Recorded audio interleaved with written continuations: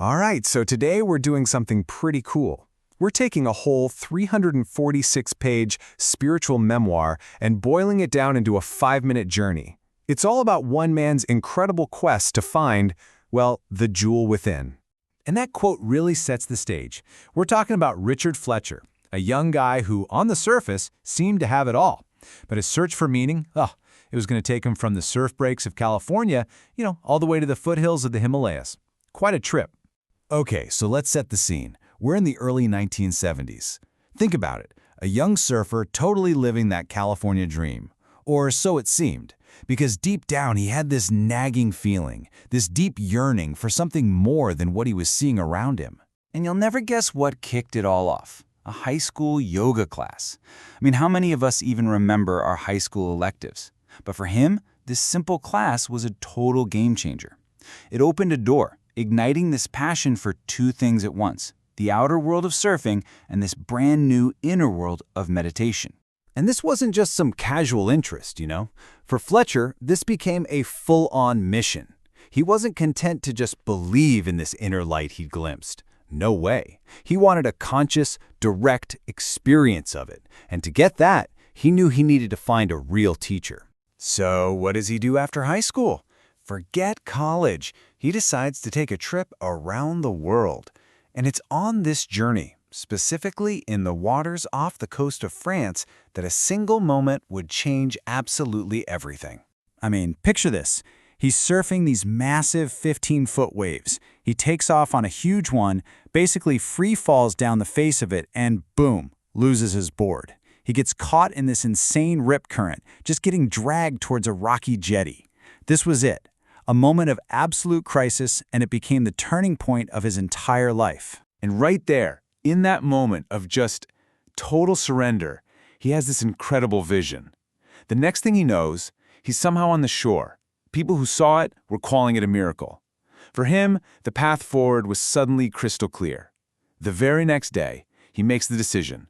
He's going to India. Now, just getting to India was an epic adventure. He took the overland route, crossing continents, going through all these different cultures. He went from Turkey through Afghanistan, which he said felt like stepping back in time, navigated the famous Khyber Pass into Pakistan, and then he finally crossed the border into India.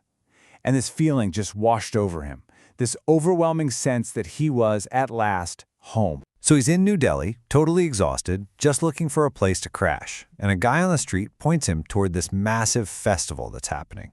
And who is it for? A 13-year-old spiritual teacher named Prem Rawat. It hits him. This is the exact same kid he'd read about in a Time magazine article months before. What are the odds? And what this teacher said just clicked with him. It wasn't about believe me because I said so. It was don't believe my words. Take my experience, see for yourself. This practical, no-nonsense approach was exactly what Fletcher had been searching for. It wasn't about faith, it was about a direct, personal experience. So, totally intrigued, he travels to the teacher's ashram way up in the Himalayan foothills to find out more. And this was it.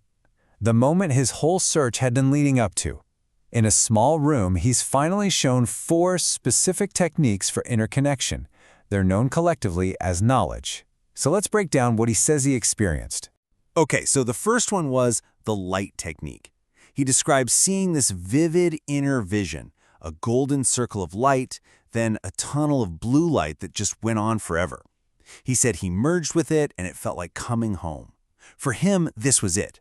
Undeniable proof that there's more to us than just our physical bodies. Next up was the music technique.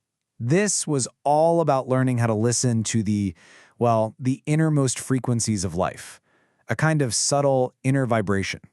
He came to see this as the universal energy of life itself.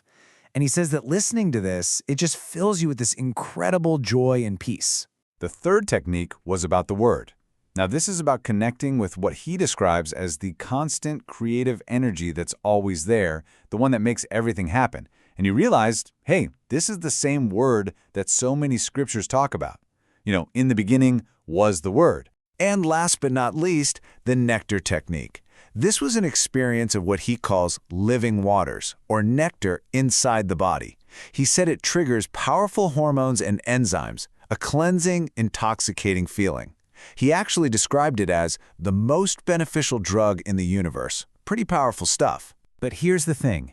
Getting this knowledge wasn't the finish line. Not at all. It was the starting pistol for a whole new race. This profound inner experience would go on to shape, well, the entire rest of his life. And this quote just says it all, doesn't it? In one instant, my life went from the external to the internal. It was a fundamental shift. His whole focus flipped. His life now became about practicing these techniques day in and day out, and really cultivating that inner connection.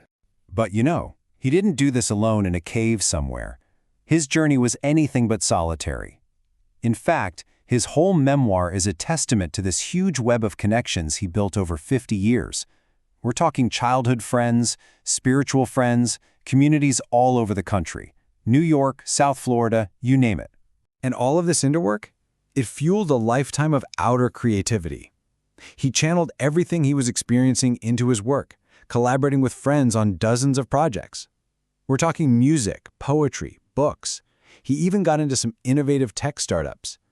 The inner journey really powered his outer world. Okay, so let's fast forward. After 50 years of practicing this, Fletcher looks back on this whole lifelong process of self-discovery and kind of sums it all up. And this quote, I think, really gets to the heart of it.